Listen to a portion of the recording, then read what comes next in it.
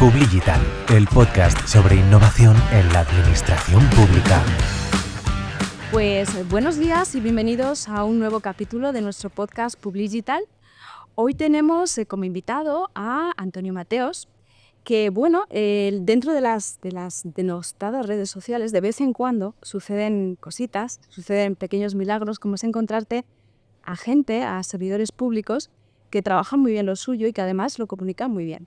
Y eso es lo primero que me llamó la atención de Antonio y por eso hoy está aquí. Así que bienvenido, Antonio, ¿cómo estás? Muchas gracias. Pues ya te he comentado que un poco nervioso porque no tengo mucha presencia en redes, no suelo además participar en podcasts y tal. Me confieso ya como alguien un poco introvertido, creo. O sea, yo me tenía por alguien extrovertido, pero este tipo de situaciones o la exposición pública me dan un poco de... Bueno, pues deja en mi responsabilidad que hoy te sientas cómodo para que nos puedas hablar de todo eso que nos vienes a hablar y que hoy yo he dado en titular Cloud, Nube o Niebla. Y lo vamos a desarrollar y vamos a entrar un poquito en materia, pero antes ese pequeño acercamiento a quién es nuestro invitado. ¿Quién es Antonio Mateos? ¿Dónde estás? ¿Cuál es tu proyección profesional? Cuéntanos un poquito para que tengamos ese contexto que me parece muy importante en esta ocasión. Muy bien. Esta pregunta, porque empecé a bichearte en redes, en los vídeos, en las entrevistas que hacías cuando contactaste conmigo. Yo debo decir antes de nada que yo no he estado presente en redes sociales, me confieso una apasionada de la contratación pública, ¿lo sabes? Y de eso vamos a hablar hoy mucho además. Y de cloud, ¿no? De o sea, cloud. sí, yo siempre digo que si hay tecnología y contratación pública, pues para mí es un cóctel, no puede salir mal, ¿no? Seguro, esperemos que no defraude. Y leo temas de contratación pública, entonces empecé a publicar un poco por no dejar en el cajón o en el olvido algunas reflexiones que me surgían o incluso alguna resolución o algún tema que me podía parecer relevante. Sí, yo quiero recordar que además yo me enganché a un hilo tuyo de esos que te hablabas sobre temas de contratación y lo que me sorprendió es que hablabas de tema de contratación pero muy especializado en tecnología o en transformación digital, ¿no? Y es parte también de las razones por las que hoy estás aquí. Sí, o sea, yo creo que ya entramos un poco en el quién eres, ¿no? Yo creo Porque tú eres profe, ¿no? No, yo soy personal de Administración y Servicios. Yo soy personal de Administración y Servicios en la Universidad de Juan Carlos. Bueno, yo creo que quién eres al final es la suma de todo lo que eres, ¿no? Entonces yo creo que, bueno, al final lo que soy es marido, soy padre, ¿no? Amigo, hijo, hermano, y luego soy, pues, como dices, servidor público, ¿no? Además, con una fuente de vocación de servicio público profesionalmente. Trabajo en la Universidad de Juan Carlos, en el área de informática. Empecé a estudiar ingeniería informática, ingeniería técnica en informática de gestión, sin especial vocación, ¿no? Yo recuerdo que tenía amigos que para ellos siempre fue la primera opción. Yo empecé a estudiar industriales, abandoné un poco los estudios y luego descubrí en la informática una salida de rápida incorporación al mercado profesional. Nadie que empieza a estudiar informática piensa que va a acabar apasionado en la contratación pública. ¿Cómo sucede cuando ocurre ese match? Porque eso es interesante, esa mezcla, ¿no? de alguien con un perfil pues muy técnico, muy científico, si me apuras, con el mundo de la contratación que se presta tanto a la interpretación y luego hablaremos de esa interpretación de la ley.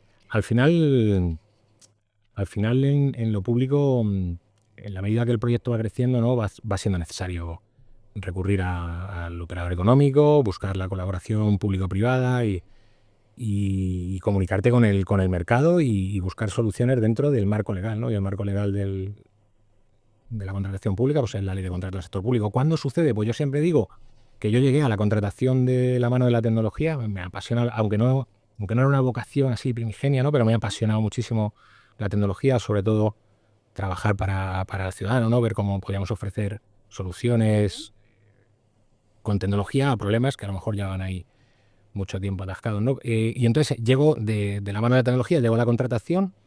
Yo me imagino que mi primer acercamiento sería con la ley de 2007. Probablemente cuando yo opositara sería la ley del 2020, pero es que no tengo ningún recuerdo. A ver, o sea, claro, lo estudiaría en su día, pero... Ni siquiera preparando el podcast has sido capaz de recordar De hecho, te digo que... ese dato histórico. O sea, miré hacia atrás y de hecho el otro día publiqué algo, ¿no? Porque, o sea, no... Hay veces que no te das cuenta cuando ocurren las cosas, ¿no? El otro día publicaba yo que cuando sale... A veces hay un momento cuando vas corriendo sí. que todo se hace, ¿no? Hay otra cosa que tenemos en común, sí. Entonces yo creo que fue para el 2007 cuando tuve ya un acercamiento un poco más a la ley. Siempre es verdad que el conocimiento del marco legal es fundamental para poder avanzar. En tecnología, claro, nosotros tenemos un cuerpo muy profesionalizado. O sea, el cuerpo de informáticos en la administración es muy profesional, pero no somos especialistas en el marco legal, ¿no? Es decir, al final, como te decía, cuando tú estudias informática no piensas que vas a acabar a pasar en la ley de contratos. Entonces, alguien se tiene que poner. Yo encontraba siempre el obstáculo, la barrera en la ley de contratos, ¿no? Porque es que la ley de contratos no lo permite, la ley de contratos es mala y demás. Y donde creo que tengo el match con la contratación pública es a partir de las directivas del 2014, ¿no? Yo creo que ahí hay donde se introduce toda la compra pública estratégica, todo esto que es tan relevante para incorporar criterios sociales y medioambientales, ¿no? La contratación pública como una palanca de cambio para devolver a la ciudadanía su esfuerzo fiscal, algo en lo que creo firmemente. La contratación pública centrada en la calidad, ¿no? Por encima del precio, algo que en tecnología he sufrido personalmente, ¿no? O sea, como muchas veces propuestas que aportan una mayor calidad No entran por cuestiones. no entran por una cuestión de precio, ¿no? Entonces, a partir de la ley del 2014 y ese cambio en el paradigma de la contratación, que a mí probablemente me haga el match. Y ya me confieso más amante de la directiva que de la ley. ¿Ah, sí? Sí. Pero bueno, al final me impulsó a hacer un estudio y a buscar las soluciones dentro del marco legal, ¿no? De la ley de contratos. Y hay un profesor en Castilla-La Mancha que me dijo que uno empieza a saber algo de contratación pública cuando lleva 10 años. Sí. Yo creo que ya por ahí rondará, pero tampoco me considero un experto. Quiero decir, porque Bueno, vamos a pensar que tu diferencial es esa mezcla explosiva, ¿vale? Que hace que hoy pues, estés aquí y nos puedas contar muchas cosas, porque yo, dentro del contexto de transformación digital en el que las administraciones públicas están de forma ya permanente, ¿no? Y más con todas estas disrupciones tecnológicas que no paran de llegar y que de alguna manera pues, todo el mundo ha de sumarse, ¿no? Yo te eché el lazo para hablar de cloud, de cuál. Y la primera pregunta que se me ocurre es ¿cuál es la foto de la administración pública en términos de adopción del cloud? No tanto como tecnología, sino como metodología de trabajo o como forma de trabajo, porque realmente es un cambio cultural también. sí, yo creo que yo creo que hay un cambio cultural. O sea, me imagino que te ha costado encontrar a alguien que hablara de cloud y contratación pública. La mezcla es difícil, pero por separado sí, sobre todo junto quizás seas el más osado. Sobre todo porque me imagino que todo el mundo está hablando de inteligencia artificial y de cosas un poco, ¿no? Y entonces, yo no sé en qué momento, porque yo también he estado mirando bastante, ¿no? Me interesa el tema de la inteligencia artificial en la administración pública y demás. Entonces, viendo problemas de contratación, me empecé a encontrar con problemas que eran muy similares a los que se daban en el cloud, ¿no? Entonces me has cogido en un momento en el que estaba precisamente, yo creo que por eso hice alguna publicación de algún tema relevante. ¿Cuál es la foto? Por poner datos, la inversión en tecnología en el año 2023, por ejemplo, ¿no? Fueron de en torno a 8.000 millones y la inversión en cloud fueron por debajo de 600, ¿no?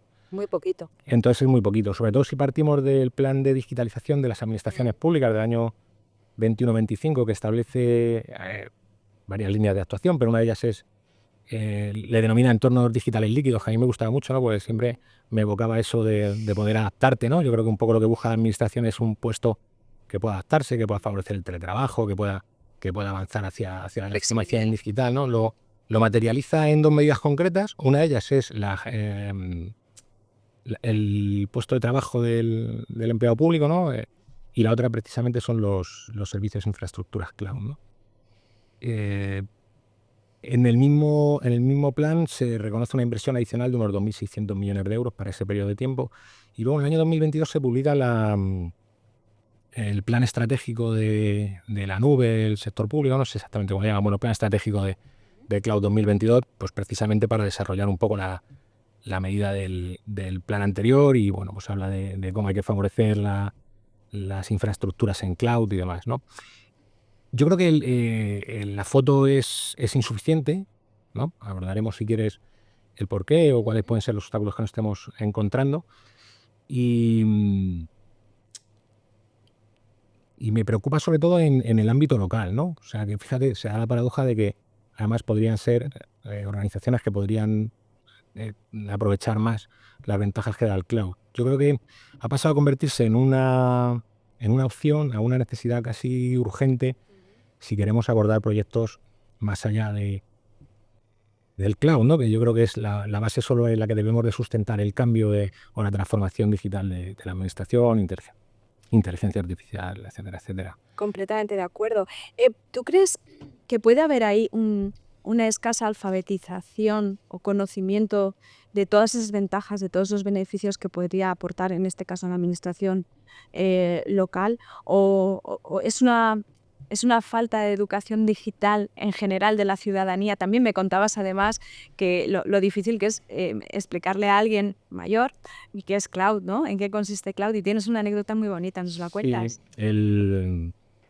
O sea, yo creo que es fundamental que la gente sepa de qué estamos hablando, ¿no? Cuando hablamos del cloud. Yo creo que en la administración, sobre todo los profesionales de TIC, lo tienen bastante claro, o sea, lo conocen perfectamente, no hay obstáculos. Pero cuando hay que hacerlo extensivo al resto de la organización, quizá ahí sí. Sí, ahí surgirán miedos, surgirán barreras, ¿no? ¿Qué pasa con la soberanía del dato? ¿Cómo gestionamos este tipo de situaciones? Pero yo creo que es importante que sepamos lo que es el cloud y por qué es relevante caminar hacia el cloud, ¿no? O sea, al final el cloud es poder aprovisionar soluciones tecnológicas avanzadas, ¿no? Sin la necesidad de tener que comprar, instalar y mantener infraestructuras propias.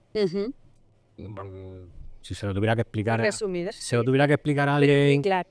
mi padre, que lee casi todo lo que escribo el hombre y es mi peor crítico, pues le diría que es alquilar en vez de comprar. Y esto en la administración es especialmente relevante y tiene un impacto en la eficiencia del gasto público, porque nosotros tenemos muchos picos, ¿no? Muchas administraciones tienen momentos, se me ocurren, por ejemplo, en la universidad cuando tengamos matrícula o si sale una subvención, pues ese momento en el que se produce el periodo en el que se puede solicitar. Ahí necesitamos una infraestructura mayor que probablemente cuando pasa ese pico no está infrautilizada y al final eso es gasto público. El cloud lo que nos permite, o la principal ventaja del cloud es que nos va a permitir dimensionar el servicio en función de la necesidad. Me recordaba el otro día un compañero de la Carlos III el ejemplo práctico de una cadena de pizzas, ¿no? que tenía que tener una infraestructura para soportar los viernes, los sábados y los días de partido, y el resto de días de la semana pues prácticamente tenían la infraestructura pagada para evitar, aunque solo fuera el consumo eléctrico, ¿no? Entonces, en este tipo de situaciones es donde aplica muy bien el cloud. ¿Es una inversión frente a un gasto?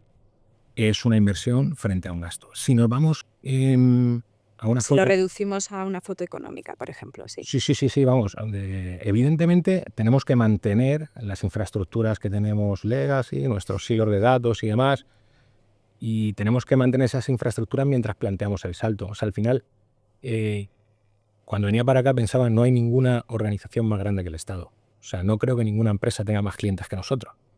¿Sí es? O sea, dar ese salto, hacer ese cambio, esa transformación digital es muy lenta para la administración. Y luego, el marco normativo que nos rige es un poco más... O sea, nos oprime un poco más el corsé que a lo mejor al operador económico, ¿no? Que a la empresa privada. Pues sí. Lo apuntabas antes, más allá de esa foto que tenemos, lo que subyace es que hay una causa para que esa inversión no sea mayor, ¿no? No se destine más recursos a cloud en nuestra administración. No sé si tienes identificados los principales obstáculos o qué nombre y apellido tendrían esas barreras para que no se adopten más allá de que haya que alfabetizar más digitalmente al común de la ciudadanía y por ende que todos entendamos de esos beneficios y de las ventajas de una manera ya más natural, ¿no? Del natural.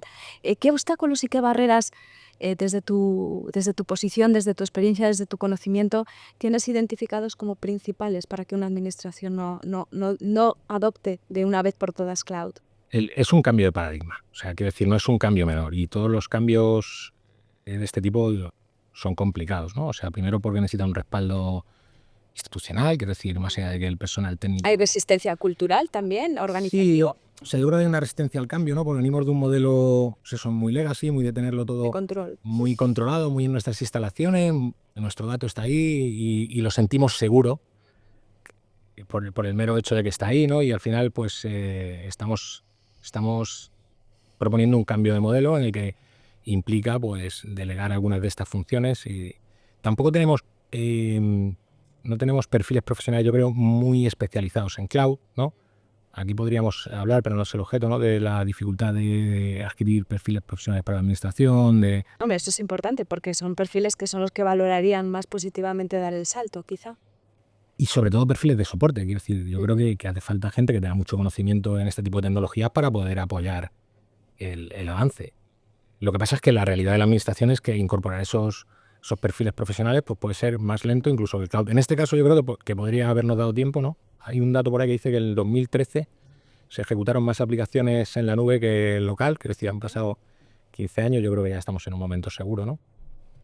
Debería ser así. Yo creo que hay resistencia al cambio, hay problemas de perfiles profesionales y luego hay un problema de recursos. Quiero decir, hay un problema de recursos porque mientras se genera ese proyecto tenemos que estar manteniendo toda esta infraestructura, ¿no?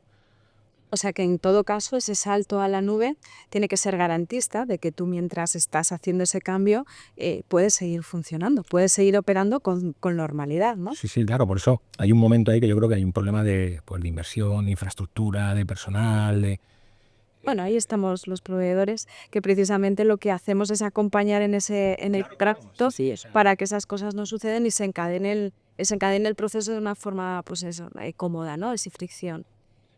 Vamos, sin la colaboración público-privada, yo creo que abordar proyectos de este tipo para la administración Muy complicado. es muy complicado. Esa falta de talento también, entre otras cosas. Por eso algunos decidimos que era muy importante, ¿no?, pues saber cómo poder llevar a la práctica esa colaboración dentro del marco legal, de una forma garantista, en la que nos sintamos cómodos, en la que no estemos contratando a una empresa, sino que bueno, pues estemos buscando un socio tecnológico que nos acompañe, ¿no?, en el proceso y en el cambio, o sea, alguien de confianza, ¿no? Hemos mencionado mucho, lo estamos mencionando mucho, el marco legal, el marco normativo, la ley. ¿Crees que es un obstáculo o no es tanto un obstáculo, sino que el obstáculo nos lo ponemos nosotros a la hora de malinterpretar o interpretar de una forma no del todo correcta la ley para poder aplicarlo? Tuve este grado en Calpe y dijo una ponente que lo bueno que tiene la contratación pública es que tú puedes encontrar una resolución de un tribunal Una jurisprudencia. en un sentido y otra en sentido contrario. Entonces, parece que sí, que hay bastantes problemas de interpretación. Y luego yo creo, o sea, yo defiendo la ley de contratos, primero porque no creo que la administración regule contra la administración. Quiero decir, yo creo que la ley de contratos es bastante garantista. Yo te confesaba antes que hice match con la contratación pública en las directivas del 2014 y considero que la ley de contratos permite desarrollar prácticamente cualquier tipo de contratación. Hay doctrina de algunos autores que dicen que habría que buscar procedimientos de contratación especiales para el tema de la nube y demás. Yo no creo que vaya a llegar. O sea, yo creo que sí llegará, pero es que llevamos años. Era mi siguiente pregunta. Yo creo que tenemos que circunscribirnos a qué es lo que tenemos ahora para poder actuar, ¿no? O sea, como te decía antes, para mí lo importante de la contratación es la parte práctica, o sea, cómo aterrizamos todo esto. O sea, leo a todo el mundo intentando buscar soluciones, respuestas y al final convertir esto en un contrato que sea bueno para la administración, que sea bueno para el operador económico y, por supuestísimo, y por encima de todo, que sea bueno para la ciudadanía, ¿no? Pero sí hay aspectos que tenemos que valorar, ¿no? O sea, por ejemplo, yo tengo recientemente señalados algunos, la tipología del contrato. Lo tenía apuntado, pero te iba a preguntar, ¿podría ir por ahí? ¿Quizá algún tipo de mejora? En este momento yo creo que hubo un informe de la Junta Consultiva de Contratación Pública que decía que los contratos en cloud eran principalmente contratos de suministro. No quiero entrar en rollos de articulado y demás, pero bueno, básicamente haciendo una interpretación muy estricta de lo que dice la ley de contratos, yo entiendo que se ajusta bastante bien a la realidad. Si bien es verdad que cuando saltamos hacia el marco normativo europeo, ¿no?, pues ahí encontramos alguna diferencia, principalmente por cómo se describe el contrato de servicios en el marco normativo europeo y nuestra ley de contratos, ¿no? Pero al final prevalece la directiva europea y en Europa con carácter general se están implementando estos contratos como contratos de servicios. Y alguien dirá, ¿y qué más da que sea un contrato de servicios o suministros? Y es que esto sí que tiene matices importantes, pues aspectos jurídicos. Hay una parte de la ley que se aplica o no se aplica en función de si el contrato es de servicios o no. A mí los contratos con mayúsculas de cloud me parece que son contratos largos. O sea, yo creo que podemos... Sí, es un matrimonio de conveniencia, pero de largo, Sí, o sea, de largo plazo. Y estamos condenados a entendernos Efectivamente. y a confiar el uno en el otro. Y fíjate, el tipificar estos contratos como suministro, en base a la ley de contratos, nos impediría firmar contratos de más de 5 años. El esfuerzo que requiere esta transformación para tener que estar sometiéndola a contrato cada 5 años es una auténtica locura. Nosotros yo creo que no habríamos acabado de adjudicar un contrato y empezaríamos con el siguiente. Luego hay aspectos también muy interesantes de la tipificación del contrato, ¿no? Por ejemplo, hay algún artículo en la ley que si fuera un contrato de servicios nos permitiría poder modular el 10%, ¿no? Sin tener que recurrir a la modificación de los contratos. O sea, en contratos que se hubieran estimado por precios unitarios, que parece que esto encaja bastante bien aquí, si el contrato fuera de servicios tendríamos un más 10% de holgura para poder jugar, ¿no? A la hora de la presupuestación, que cuando uno va hacia un entorno completamente desconocido, como qué necesidades reales voy a tener en el cloud, pues tener ese margen de holgura sin tener que ir a modificaciones contractuales es muy ágil. Aspectos como, por ejemplo, a nivel presupuestario, ¿no? Yo espero que no haya ningún complejo en este sentido. Pero si los contratos son suministros, entiendo que es inversión, estamos recibiendo un bien y esto en algunas estadísticas renta más. Computa de otra manera. Yo creo que eso estará más que superado en la administración, ¿no? Pero y hay otros efectos sobre la propiedad intelectual, pero bueno, creo que es muy importante que este debate se cierre de una forma... ¿En qué punto está ese debate? ¿Tú crees que tiene visos de resolverse a corto o medio plazo? Entiendo que no, difícil, ¿no? Yo creo que la doctrina empuja bastante y luego ya estamos asistiendo a contratos paneuropeos.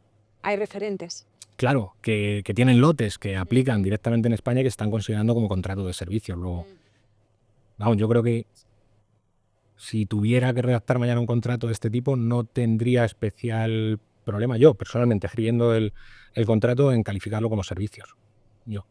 Independientemente yo creo que la jurisprudencia europea probablemente te daría la razón, ¿no? Qué interesante. Hablabas antes, además, del recelo, ¿no? La cuita que hay con respecto a trabajar en cloud, porque de repente como que tus datos, la gobernanza del dato, qué va a pasar con el dato, que es un bien público. En ese sentido, precisamente la nube, una de las ventajas y de los beneficios que tiene es esa salvaguarda del dato en términos de ciberseguridad, por ejemplo, ¿no? ¿Piensas que está el problema, el recelo que causa saltar a la nube, esa pérdida del control de esos silos, ¿no? De esos datos, de esa documentación? ¿Hasta ese punto llegamos? Yo creo que, que hay un problema con la soberanía del dato, ¿no? Pero yo no creo que esté tan orientado a un problema de seguridad, ¿no? Sino a un problema de ceder el dato, o sea, de saber que en el momento que ese dato está en una infraestructura, ¿no? Pues ese dato puede ser. ¿Qué pasa con él? Yo creo que tendremos que superarlo. Tiene acceso, pero bueno, eso también se registra, ¿no? Sí, no, claro. Ahora mismo dará en la administración que no tenga su correo electrónico o una solución en cloud. Iba a preguntar, claro. ¿a soluciones garantistas para eso también las hay, no? Y yo creo que además... Para generar esa confianza que parece ser que es la que se perdería, ¿no? Al pasar a cloud. Claro, estamos hablando de otra cosa. Otro de los aspectos que yo creo que no está bien gestionado en los contratos, pero que donde esto tiene mucha cabida es en los criterios de adjudicación, ¿no? O sea, al final, bueno, pues definamos cómo tiene que ser el gobierno del dato, la soberanía, ¿no? O sea, más allá de que hay guías desde el año 2013, pasando por el año 2018 de la Agencia de Protección de Datos sobre cómo deben de ser esa cesión del dato hacia las empresas en cloud. Quiero decir que yo no creo... O sea, aquí sí que puede haber más un problema cultural que una resistencia... objetiva. Técnica real. Yo creo que que se trata de avanzar en confianza. O sea, no de pensar que estamos cediendo el dato de la ciudadanía a alguien que no lo va a explotar de una manera fraudulenta. Además, como tú dices, creo que eso está bastante atrasado, ¿no? Si la banca está en cloud... Sí, pues eso, principios y tecnología y principios que deben darse la mano siempre, y la ética que debe regular las relaciones comerciales y no comerciales de todo tipo. Sí, yo creo que hay que relacionarse de la honestidad. O sea, hay temas muy importantes, ¿no? Hablábamos antes de la tipología del contrato, pero el objeto del contrato es igual de importante. Porque una mala definición del objeto del contrato puede dejar más o menos sin validez a los criterios de adjudicación que deben de estar, según la ley, vinculados al objeto del contrato, ¿no? Y entonces aquí hay que poner especial atención también, ¿no? O sea, cuando vayamos a utilizar la ley de contratos para hacer contratos en cloud, o sea, vamos a invertir el tiempo que sea necesario en definir el objeto del contrato, ¿no? Porque hay y vamos a hacerlo como permite la ley, de una manera funcional, ¿no? O sea, qué es lo que esperamos y no de una manera muy determinista, porque tampoco tenemos conocimientos. Y aquí hay funcionalidades que cobran especial relevancia y que podrían derivarse fuera del objeto del contrato, pero yo creo que son tan fundamentales a lo largo del contrato que deben de estar en el objeto, ¿no? Pues como la reversibilidad, la disponibilidad, la soberanía del dato, el cumplimiento del esquema nacional de seguridad, ¿no? O sea, yo creo que si definimos un objeto del contrato que sea fuerte, que sea robusto, jurídicamente tenemos un contrato mucho más... Bien armado, completo y... Y además nos va a permitir luego definir criterios cualitativos que estén vinculados a ese objeto del contrato. Poder seleccionar aquellas empresas que realmente nos están aportando mayor calidad, que puede estar medida en... Si cumples los estándares, etcétera, etcétera, todos los sellos de auditoría, etcétera. Bueno, pues bien saberlo, ¿vale? Precisamente para exigirlo, ¿no? En ese sentido, tu conocimiento compartido hoy, pues también yo creo que es de una utilidad y una practicidad muy importante. Estamos hablando mucho de cloud, de la contratación de cloud, y seguro que hay gente que ya lo está haciendo, de hecho lo está haciendo, y lo está haciendo muy bien, acompañado por proveedores especializados. Y cuéntanos, ¿algún ejemplo que te venga así a la cabeza, algo que alguien o algo, alguna organización que pueda decir, eres un referente, lo está haciendo bien y está funcionando, porque está funcionando? Recientemente, vamos, si alguien me dijera, oye, ¿ha visto un contrato en cloud que haya dicho es una maravilla? Yo creo que hay dos, ¿no? que podría Sí. mencionar. Deberían ser ejemplos. Sí, el acuerdo marco OCRE de... de Redis, ¿no? En España es de la Red Académica de Investigación, todas las instituciones que formen parte de Redis están incluidas en el acuerdo OCRE. Está muy bien escrito, es un acuerdo paneuropeo, como te decía antes, un contrato de servicios y está muy bien redactado. O sea, es un contrato que puede servir de base. Podríamos hacer un copy-paste y luego adaptarlo, ¿no? Sí, es difícil encontrarlo porque a mí me costó, pero bueno, los criterios de selección de los proveedores y demás están muy bien aterrizados, pues con temas de reversibilidad, de evitar la dependencia tecnológica de la administración, que por supuesto no puede darse, de soberanía del dato. O sea, es un contrato que está muy bien armado. Es un contrato de servicio, me parece que eran 3.000 millones, y la forma de contratación para todas las instituciones que estén en Redis es súper sencilla. Y luego tenemos el sistema dinámico de adquisición 25, que me parece que está en vigor hasta septiembre de este año, pero no recuerdo el dato, y también está muy bien. O sea, si alguien quiere echarle un vistazo, incluso cualquier organización que esté pensando en dar un salto al cloud, probablemente en el SEA 25 va a encontrar soluciones ya prácticamente hechas a medida. Que incluiría todo esto que apuntas, ¿no? Que esté toda esa parte de contenido esté bien aterrizado para que precisamente tengamos un contrato que nos ofrezca esas garantías, que es lo que a lo mejor nos estaba frenando, ¿no? Y que los contratos basados lo que nos ofrecen son todas esas garantías, porque ya ha habido una licitación previa, ¿no? O sea, ha habido una licitación para seleccionar a las empresas, y cualquiera que concurre, por ejemplo, que no tiene un órgano muy profesional de contratación, puede ir con la seguridad de que ha habido una adjudicación, pues a nivel estatal o a nivel paneuropeo. Son contratos que ya están visados. Muy bien. Pues vamos al siguiente estadio. En este caso vamos a hablar, ¿vale? Lo estamos haciendo bien, hemos conseguido armar un contrato bueno, hemos licitado bien, estamos en ese proceso, hemos dado el salto y ahora toca, habremos valorado antes los beneficios y las ventajas de dar el salto, pero ahora también estamos viviendo en primera persona los beneficios y las ventajas de trabajar en cloud.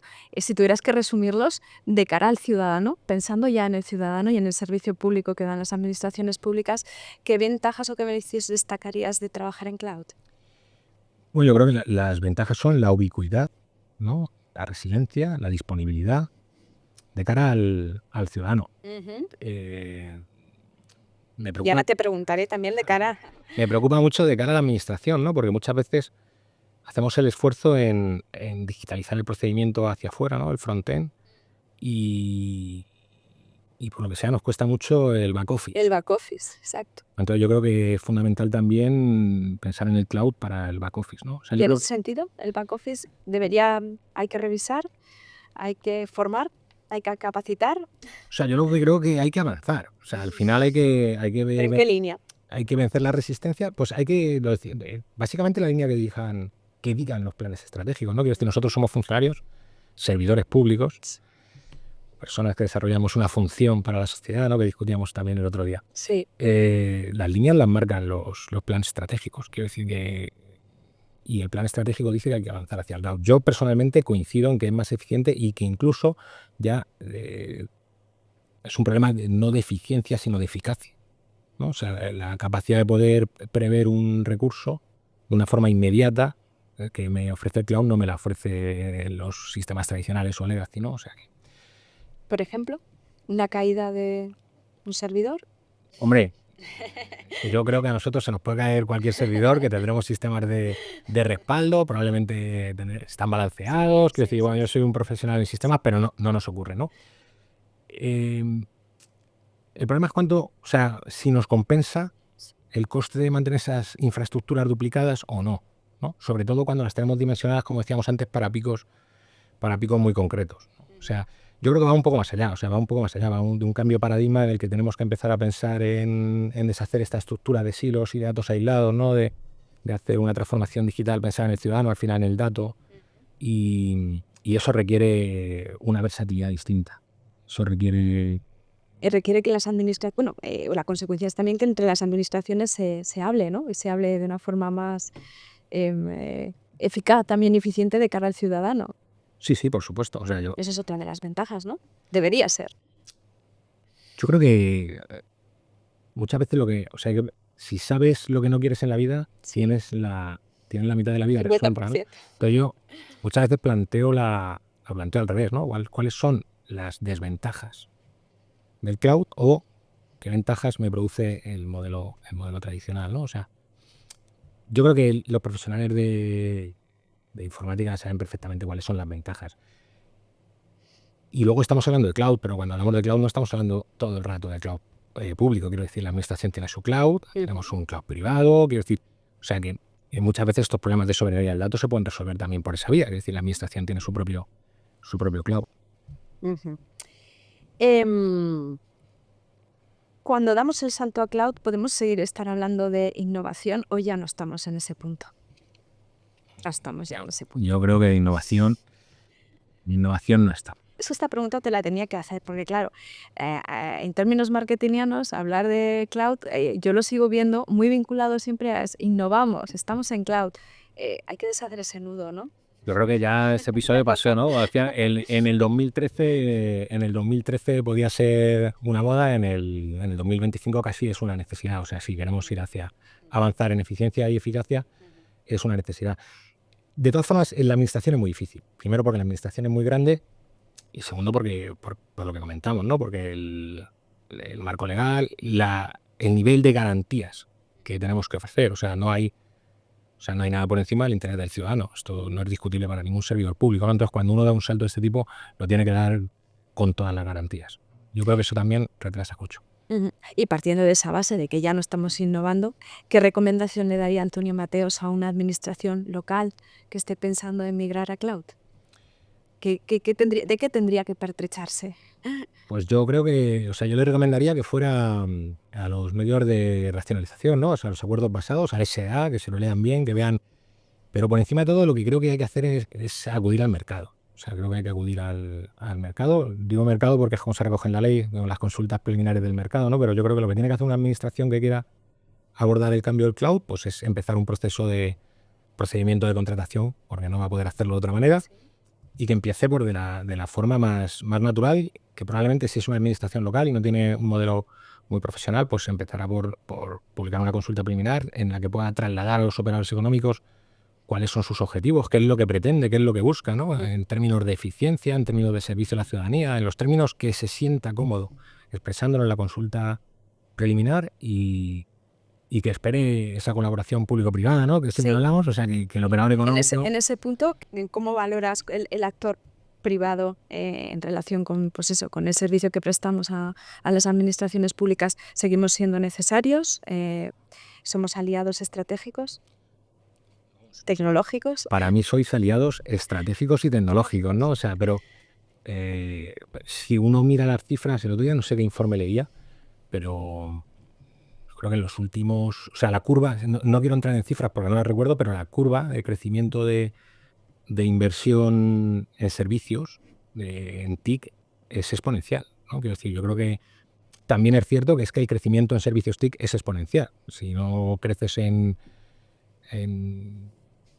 infraestructura propia, pues tienes que crecer en colaboración, pero además creo que es la única forma de poder estar al día con los tiempos, como avanza tan acelerado. De eso es de lo que te propongo hablar para ir cerrando un poquito nuestra conversación, ¿no? Y mirando al futuro, ¿cómo ves la evolución de cloud en la administración pública? ¿Crees que en los próximos años será masiva la adhesión y ya ese cambio por el que abogamos todos? Y una segunda pregunta, ¿qué papel jugará o hacia dónde va la transformación digital una vez superado el cloud?